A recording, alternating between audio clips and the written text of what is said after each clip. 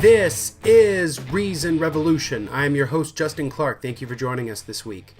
This episode is a little bit different than previous ones. It's not a standard format, nor is it an interview or a conversation. It's an Ask Me Anything episode.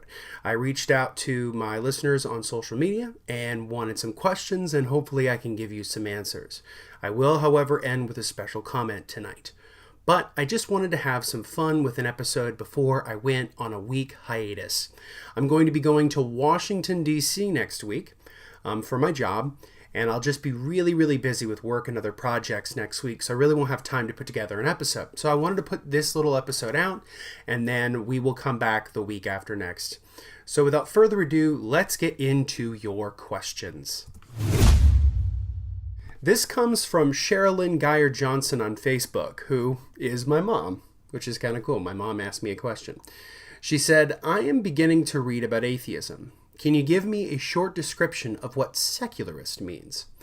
Well, I guess in the most basic term, secularist means a person who believes in the separation of church and state, or as David Silverman calls it, the separation of religion and government. A secular person is one that wishes to have a society where the government doesn't act like a coach on a team so much as it acts like a referee during a game.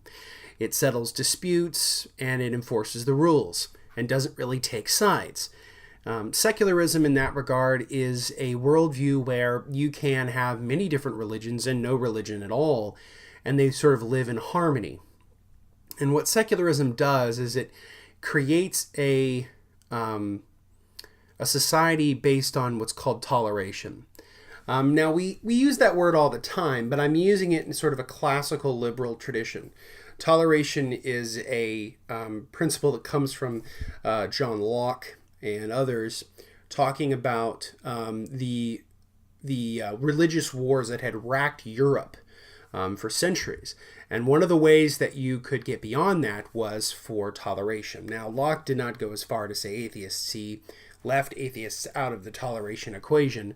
But I think that the principle still pretty much applies about religious toleration. That one of the things about a free and classically sort of Enlightenment liberal democracy in a society is one where religion does not have a outwardly specific position in government, that religion has its own sphere and that government has its own.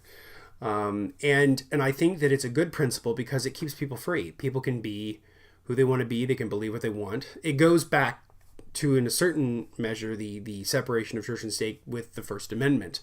And one of the ways that we have a right of conscience in sort of liberal democratic societies is paired with that sense of toleration. You have to have toleration alongside that sort of right of conscience. If you don't have a society that that tolerates religious differences, then people cannot be free to express those religious differences. So that's basically what a secularist is. In other ways, I mean, it's sort of a broader term for atheist or whatever, but that's the most specific answer of that. So hopefully that answers your question, Mom, and shoot me any other questions you have. I love you. This comes from my friend Steve on Instagram at Apicores. Who's your favorite atheist activist and why? Well, until his death in 2011, Chris Richens was my favorite atheist activist. He was the one who really inspired me to be a better writer, to be a better speaker, to be somebody interested in ideas. And he was incredibly influential on my early years in becoming an atheist. He was still alive when I deconverted. And his debates were incredibly inspiring to me. But now that he's gone, I would say probably the person who is the closest to that for me is probably Matt Dillahunty, who is the former president of the atheist community of Austin, and still is a host on, and I think is still an ACA board member for a TV show called The Atheist Experience, which is a live public access internet show out of Austin, Texas. They take questions from the audience and the hosts respond. Matt Dillahunty started on that show about 12 years ago, And in that time, he's become, I think, one of the most cogent and intelligent and insightful critics of religion, of apologetics, of presuppositionalism. And I think he is the closest thing we have to a modern sort of Hitchens or a modern Robert Ingersoll, who was the Free Thought Order from the late 19th century, who I did my thesis on. Dillahunty's similar to him in a lot of ways. But yeah, I would say Dillahunty's probably my favorite. And one thing that's really cool is that now he has this really cool arrangement with an organization called Pangburn Philosophy, where he's doing a bunch of lecture series. And he did one with Lawrence Krauss. He did one, I think, with Richard Dawkins. He's done one with James Randi. He's going to be doing one, I think, upcoming with Sam Harris, I think, and Dawkins, or Sam Harris and Lawrence Krauss. So he's somebody who's really sort of taken off over the last couple of years, and I think that he is incredibly great. And he's probably my favorite activist right now. Some notable mentions, I guess some honorable mentions. Aaron Ra, who I really love. I love the fact that he's running for Texas State Senate. I like the fact that he's trying to get atheism into politics, which I think is a good thing for the country. Justin Scott of Eastern Iowa Atheists, who's another sort of on-the-ground activist who's fighting for equal rights for atheists in terms of secular invocations and other sort of causes. And he's a really good guy. We've had him on the show, and he's really nice. Seth Andrews is pretty cool. I haven't mentioned any ladies yet. So Annie Laurie Gaylor, who's the co-founder and co-president of the Freedom from Religion Foundation. Sarah Hayter is another person who inspires me. Ayaan Hirsi Ali. There's a whole bunch, but Dillahunty's my favorite right now, for sure. So this question comes from at Sisyphus on Instagram. These are a couple of questions. They're both related to books. So the first one is, who is your favorite nonfiction author? Well, that kind of piggybacks off of the previous question. My favorite nonfiction author is Christopher Hitchens. I always say that when you read one of his books, it's like reading 3 books in one, which is pretty cool. You learn so much from his material, even a smaller book. You know, his book on Jefferson, which is not even 300 pages. It's probably like 250 pages or 200 pages, and it is a beautiful book. His book on Thomas Paine is great. His book on Orwell is great. His essays, obviously, are legendary. So he's probably my favorite nonfiction author for sure. I learned so much from him. I learned not just politics, but I learned about literature. I really learned to appreciate literature in a way that I hadn't before because of his work and his essays. So I'm trying to get more into literature from him. I'm more of a nonfiction guy, but sometimes I just love the way his takes on particular authors. I think his essays on his essay on Edmund Burke is quite inspired. It's a very, very good one about how Edmund Burke was actually, in some respects, obviously in many ways the father of modern conservatism and political philosophy, but also in some respects he was a liberal in the fact that he was an abolitionist and was and definitely came out of the classical liberal tradition, but was more conservative in terms of institutions. But yeah, I mean, Hitch is the best. I mean. He's fantastic. In terms of sort of honorable mentions, I'll mention some other people. In my field of history, my favorite historian is H.W. Brands, who is a professor of history at UT Austin, and he's written scores of books that are excellent. His book on Franklin Roosevelt is excellent. His book on Ronald Reagan that came out a couple years ago is fantastic. He's written a really great book of sort of political history, the Strange Death of Liberalism, which is quite good. And he also writes about economic history. American Colossus is one of my all-time favorite books. It's about the Gilded Age and the rise of modern American capitalism after the Civil War. So it's about like Rockefeller and J.P. Morgan and Carnegie and Cornelius Vanderbilt and those guys. So I really love him. Let's see, who else? Susan Jacoby is amazing. Her book on Ingersoll is wonderful. Let me see who else. Carl Sagan is somebody who I really love. Obviously Robert Ingersoll. Let's see who else. Let me think. Ron Chernow is really great. He wrote the book on Alexander Hamilton. He wrote the book on Washington. I think he's got a book coming out about Grant. I'm looking forward to that. But yeah, those are some of the ones that I really, really like in terms of nonfiction people. But yeah, for sure. And my favorite novelist is Ayn Rand. Just to throw that out there as fiction. My favorite fiction author is Ayn Rand. George Orwell's a close second, but Ayn Rand's my favorite novelist. So, and his second question is: if you were stranded on a desert island for a year and could only bring one book with you, what would it be? That's tough. That's very, very tough. I've kind of thought about this question all day. I don't know. I think the book that I would really bring with me and would read again and again and again is, damn, that's hard. I would probably say Team of Rivals by Doris Kearns Goodwin. So she's another nonfiction author who's one of my favorites. So her book on Lincoln, which is Team of Rivals, I would probably take that. Honorable mentions in that one would be The Fountainhead by Ayn Rand. Let's see, 1984, Fahrenheit 451 by Ray Bradbury.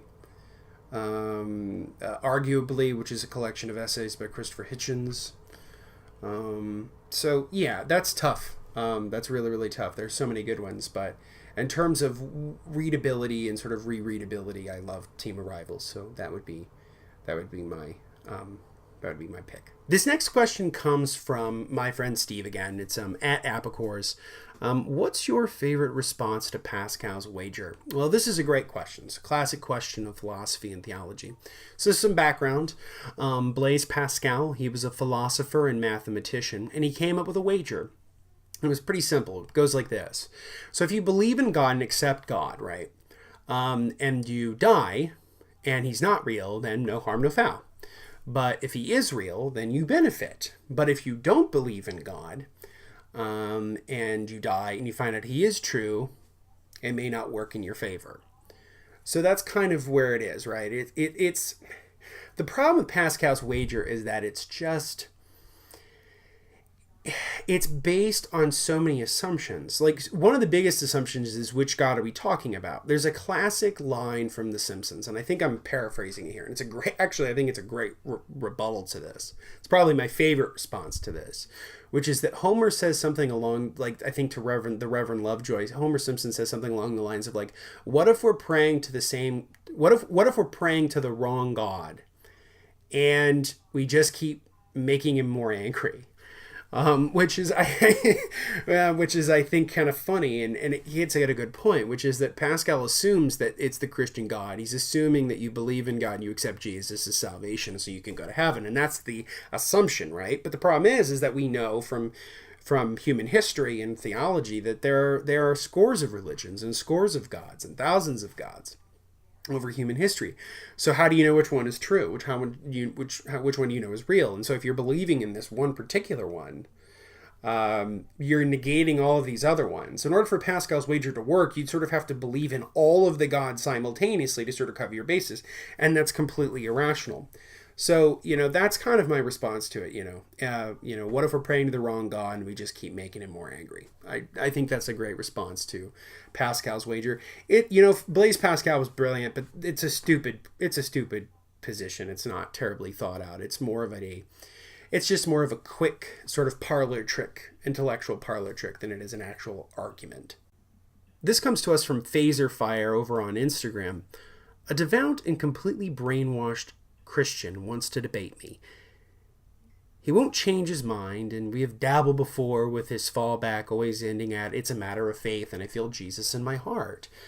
But I still find it good fun, and I'm planting little seeds of doubt that leave him puzzled. Where does one best start with a debate like that? Well, that's tough, because, at least they're intellectually honest enough to just do the faith thing right out the bat. Or it sort of ends that way, right? Because some Christians won't even acknowledge that. They'll sort of play the game that they want to play, but it's not really what they want to do. What I would say is get acquainted with street epistemology. Anthony Magnabosco, who does the street epistemology on YouTube, I would check out his channel. He talks to a variety of different religious believers or conspiracy theorists or whatever about their beliefs. And he basically uses the Socratic method on them, sort of asking for definitions, clarifying points, making sure that he understands their position as well, if not better than the person he's talking to. And then he sort of asks questions about probing that. Okay, why do you have faith in that? Why do you feel Jesus in your, how do you feel Jesus in your heart? How could you distinguish that from your own sort of feelings or what your brain is doing or what your conscience is and things like that?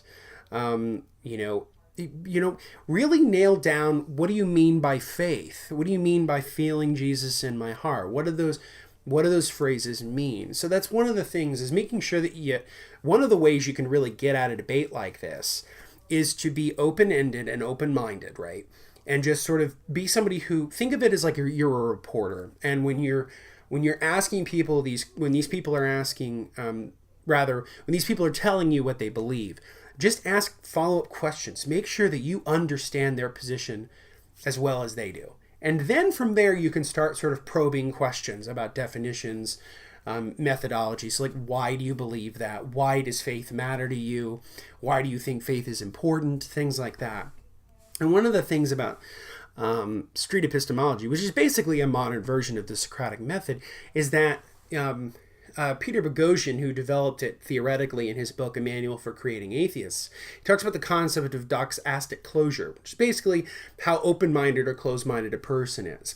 And so when you're starting a conversation, a person is going to have a mind that's a certain level of closed, right? It's going to be closed to a certain extent. And the goal of that conversation is not to like completely deconvert them, go, oh, man, that was brilliant. I totally agree with you now. I'm an atheist. That's not really going to happen, as you probably well know. That, atheism, getting to atheism is a process. It's a long process for some, and it's shorter for others. But it's a process, and it sort of unravels over time. Rarely do people wake up one day and go, oh, I'm an atheist. Same with I think, being a Christian, or a Christian a practicing Christian, or I don't even know how you could define that. I don't want to do the no true Scotsman fallacy, but someone who's a committed Christian, a practicing Christian. And so that's what I would do. I would definitely, if you haven't read A Manual for Creating Atheists, I would, because I think it's going to give you a lot of firepower.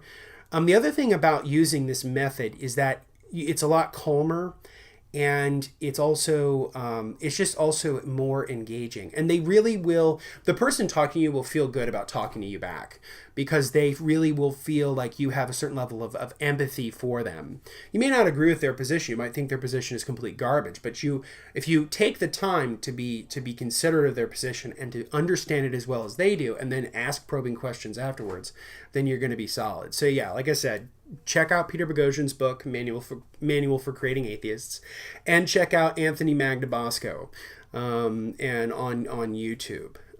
Just type him in on Google and you'll find some stuff on him. So that's how I would do that. And that's what I've done in the past, and that's what I'm going to continue to do in the future. So this is from Adam Hagee, a good friend of mine from way back when we used to work at Books A Million together. And he sent me a long post, which I think is really interesting, and it's got a couple different questions. So he says, 2 questions coming at you. And he sent this to me via Instagram, by the way. 1, do you think it's wrong for Trump to have called last Sunday a National Day of Prayer for Harvey victims? Not a day of silence, remembrance, meditation, thoughts, or even like Harvey Victims Day, but specifically National Day of Prayer. How does that not impede on the separation of church and state when he references the Christian God in relation to the National Day of Prayer? At least he did from what I read. So that's the first question. Yes, it was Trump. It was wrong for Trump to do that. It's wrong for presidents to do that, period. I had a problem with, any president doing, even Obama, who I voted for twice and admire, and in many ways is a humanist, but he did the same thing. I mean, one thing they have every year in Washington is something called the National Prayer Breakfast. And presidents generally attend. I don't know if Trump attended or not. I think he did. I'm not sure. But Obama gave an address there about, where he actually discussed like the problems of fundamentalism and actually included atheists in his remarks, which or non-believers, which I thought was pretty cool. But ideally, I just think presidents shouldn't do anything like that. You could do a proclamation. You could do like a national proclamation of, of remembrance. You could do a national day of solidarity with those who were affected by Harvey. Those I don't have a problem with at all. But doing prayer, because it does come with a very specific connotation. When you say prayer, most people think Christian, and obviously that's how Trump was framing it. So I do think it is a violation of the separation of church and state. I think it's a huge problem, and yeah, I just don't think it's the right thing to do, and I think the president shouldn't do it. I don't even think the president should say "God bless America." I mean, most of them didn't. In some modern history, that's a more modern thing. But it's something that presidents do now, and it is what it is, but ideally they wouldn't do it. But in some respects it doesn't really mean that much when the president goes, thank you, God bless you, and God bless America, when he says something like that. It's just a really nice way to cap it off. I mean, it's an elaborate way of saying, I'm done, thank you for your attention, but I don't like it. Even though sometimes it can stir you emotionally, I don't think it's right. So yeah, I don't think it was right to do a National Day of Prayer. I don't think we need prayers.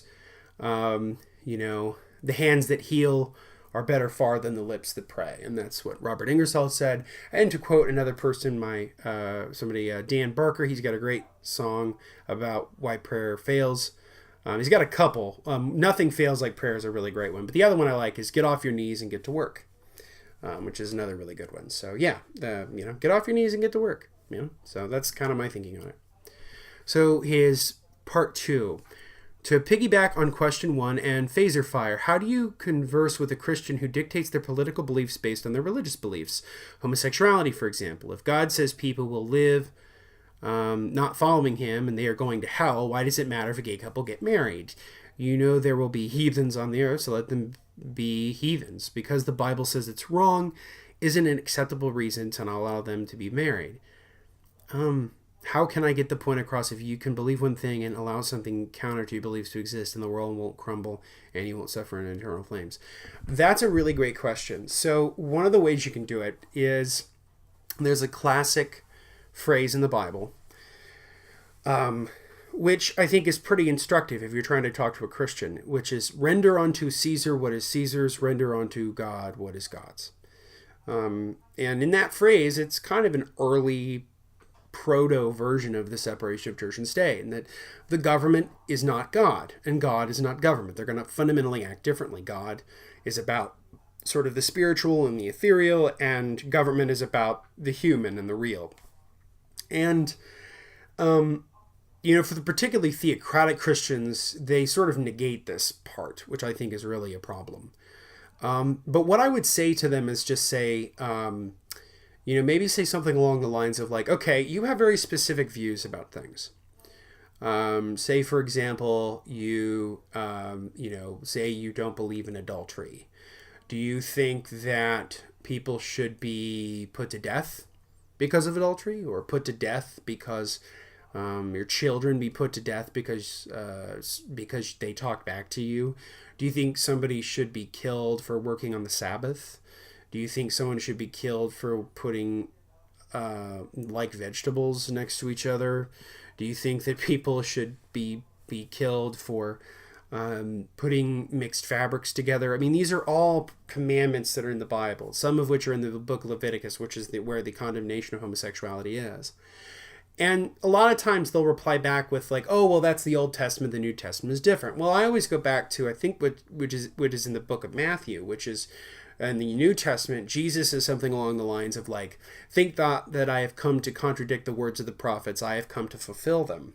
And so, when Jesus right there is basically saying like, he also says something like, but before Abraham was, I am. So when he says things like that, like he's not just defending his position in the New Testament, he's also affirming the Old Testament. So I don't like the argument of like, oh, well, that's the Old Testament, we don't follow that. Well, you kind of do, because one of the biggest condemnations of homosexuality is in the book of Leviticus, which is in the Old Testament. You can't just sort of pick and choose what you want. And all Christians do it. They have to, or else they would either be in jail or an insane asylum, because the Bible is just a massive collection of absurdities, incorrect profundities and atrocities. I mean, it is what it is. Now, you don't say that to them right out, because they'll probably get pissed off. But like I said, I think earlier about, to Phaser Fire, just talk to them with street epistemology, ask them, why are you against gay marriage? And then they may say something like, well, it says so in the Bible. Okay, where does that say that in the Bible? Can you show that to me? And then, a lot of times you'll either get well, I know it's in the book of Leviticus, and I'll go, okay, can you look up some other prescriptions against certain acts that are also in Leviticus, like like stoning your kids to death or things like that. The other thing you can really hit him on about morality is the fact that the Bible endorses slavery. This is something Matt Dillahunty talks about all the time. Exodus 20, I think Exodus 20:21, where it says you can beat the living hell out of your slave, and if they live within 2 days, you don't get in trouble. You can treat your slaves horribly, and if they don't die, then you're fine. There's the thing about the Bible is that, even fundamentalists, even Bible thumpers, they are picking and choosing. They have to, because modernity just slaps them in the face, and they can't, because we're a nation of laws, not gods. And so that's the hope. So that's kind of how I would do that, and I guess when you're saying kind of here earlier, like, why does it matter what other people do? And that's a very good point, because if, let's say, their theology is correct and they're going to go to heaven and they get the life that they want because they followed God, why does it matter what other people do? This is the inherent contradiction about Christianity. And on one end, it's very individualistic, and that you're searching or seeking spiritual salvation through Jesus. But at the same time, it's a recruiter religion. It's very interested in getting people in. So it's a contradiction that Christianity has to sort of live with, and that it's all about me, but it's also about making sure that you're like me. And they have to live with that. So maybe bring that up to them too. Or go to the classic one, judge not, lest ye be not judged, or judge not, lest ye be judged. Yeah. So that's another way of doing that. So those are my questions from the internet. Thank you all so much for giving me questions. You gave me a lot of great material to go with. So thanks a lot. It means a lot that you guys reached out to me and sent some questions. Thank you very, very much. It was a lot of fun answering your questions. And we'll probably maybe do one of these every month, just because it's kind of fun and sort of lighthearted. So that's the question and answer. That's Ask Me Anything. Let's move on to the special comment. This week's special comment is entitled, "We Must Continue the Dream." Heinrich Henry Becker arrived in the United States in 1849, stepping off the passenger ship Erman and claiming a new life for himself in Baltimore, Maryland. His family had lived in Prussia all their lives, but they embarked on a new path for themselves in America. His father, Friedrich Becker, brought his wife Elizabeth and their 5 children, including Heinrich, to the United States. He worked as a tailor most of his life in Baltimore, but frequently made trips back to Prussia, which is in Germany. Heinrich, by contrast, likely had odd jobs before settling in Ohio as an employee of an oil mill. He became a naturalized citizen in 1854 and lived the next 6 decades in Dayton, Ohio. He died in 1912. His daughter, Catherine Baker, was born in 1864. She married Harvey Geyer in 1891 and lived in Dayton until around 1899, where she and her family moved to Peru, Indiana.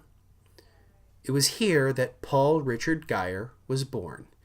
He later married Nera Amos and fathered approximately 4 children, of which my grandfather, Henry William Butch Geyer, was born in 1938.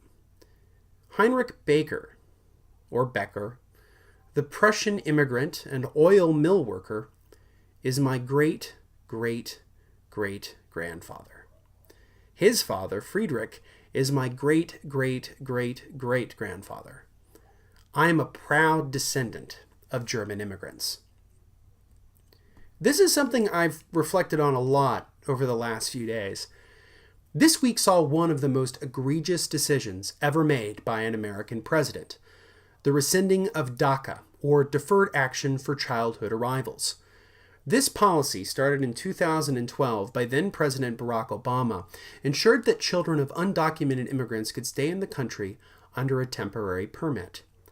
If they came to the U.S. before they were 16, were in high school or completed high school, and had no criminal record, they could stay here under the DACA program. Over 800,000 people utilized DACA to stay in the United States. This policy loosely came from a congressional proposal called the DREAM Act, which would have been a permanent version of DACA that couldn't be manipulated by executive or legislative overreach. Despite broad public support, 69% in the latest PRRI poll, the program's rescindment under the Trump administration throws everything into uncertainty. The Obama administration created DACA as a stopgap measure after Congress failed to pass the DREAM Act in 2010. Some on the right, including the official line from the White House and the Justice Department, argued that DACA couldn't withstand constitutional scrutiny. This is not as easy as they make it. The Supreme Court recently issued a split ruling before Scalia's replacement on a similar program, but their differences were mostly based on procedural matters.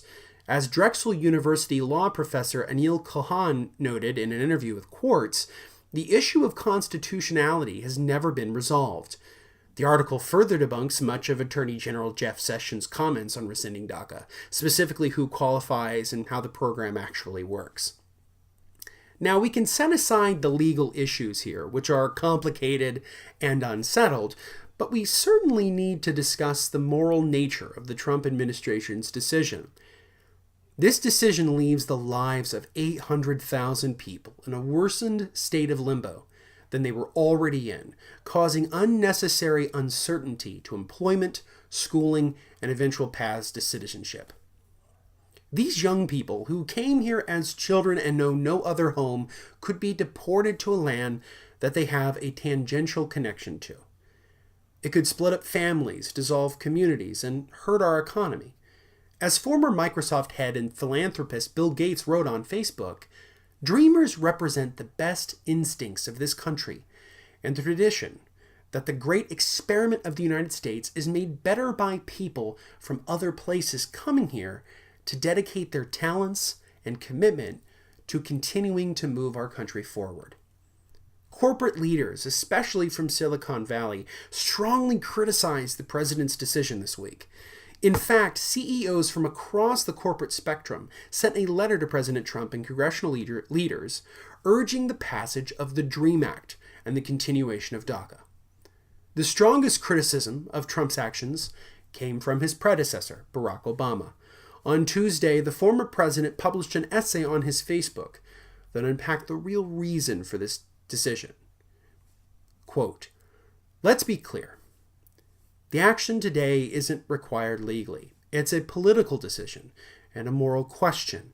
Whatever concerns or complaints Americans may have about immigration in general, we shouldn't threaten the future of this group of young people who are here through no fault of their own, who pose no threat, who are not taking away anything from the rest of us." He's right. President Trump made this decision to appeal to the xenophobic and frankly anti-immigrant wing of his dwindling political base. This was never about the dreamers. It was about reversing a policy that made our country more diverse, simply to placate a minority of extreme conservatives whose views clashed with the majority of Americans. As a counter to this horrendous view of America, Obama outlined a better path in the closing of his remarks. Quote, "What makes us American is not a question of what we look like or where our names come from or the way we pray. What makes us American is our fidelity to a set of ideals that all of us are created equal, that all of us deserve the chance to make of our lives what we will, that all of us share an obligation to stand up, speak out, and secure our most cherished values for the next generation. That's how America has traveled this far. That's how, if we keep at it, we will ultimately reach that more perfect union." Unquote. With that in mind, I strongly encourage you to reach out to your senators and congresspeople. Tell them to pass the DREAM Act once and for all so that these people can stay here, work hard, get ahead, and become the Americans they deserve to be. I'll even give you an easy way to do it. Text RESIST, all caps, to 50409. Give them your name, zip code, and a short message letting them know you support DACA and the Dreamers.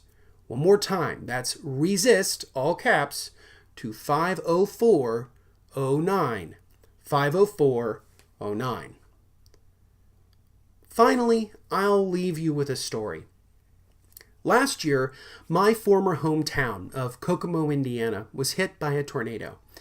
It touched down near a local Starbucks, leveling it to the ground.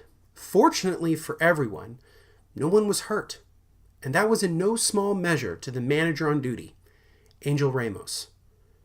He rushed everyone to the bathroom and saved them from the building's collapse. His valiant efforts made him a local hero. They called him the Starbucks Angel. He was even commended for his actions by Starbucks CEO Howard Schultz. He's recently married and has a new job in construction, quote-unquote, helping rebuild Kokomo. Angel is also a dreamer. He came here from Mexico with his family when he was 9 years old. He became a DACA recipient 4 years ago, and in that time, he's been able to build a great life for himself here in the U.S. However, with the rescinding of DACA, he faces uncertainty yet again. This is something I'm not sure the Trump administration understands. Every time they make a policy move like this, they seem to disregard the very human toll it has. And all of it comes from playing petty partisan politics with people who can't easily fight back. It's characteristic of a bully, someone who thinks they're strong when they're actually backed in a corner. In a presidency mired in scandal, comfort with white supremacy, and organizational disarray, this policy move is yet another distraction from the very problems this presidency has. His lashing out turns into a real hardship for people like Angel, his younger sister, and the 800,000 people helped by the DACA program. As Ramos said in a recent interview, quote, "We're just trying to come here for a better life. So it's frustrating just to see everything kind of start going backwards in a very intolerant and prejudiced way." He's right. This isn't good policy or good politics. It's just prejudice.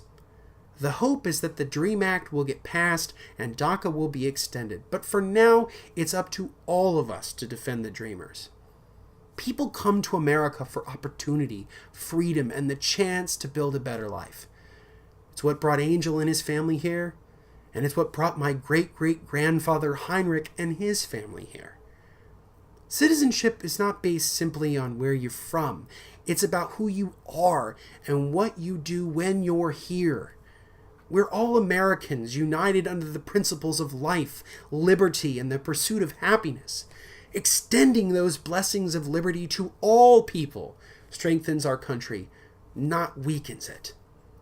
To ensure the promise of our nation, we must stand by the Dreamers and the pursuit of their dream. That's it for Reason Revolution. Please subscribe to us on SoundCloud, iTunes, and YouTube. If there's a platform you listen to podcasts on that I'm not on, please let me know and I'll try to make it happen. Send us your feedback at reasonrevolutionpodcast@gmail.com. Also follow our Facebook page at facebook.com/reasonrevolution. We're nearly to 100 likes, so go over there and follow us. It'd be really appreciated. You can follow me at Instagram, Twitter, Facebook, and YouTube at The Daily Clark. Until next week, this has been Justin Clark, and this has been Reason Revolution.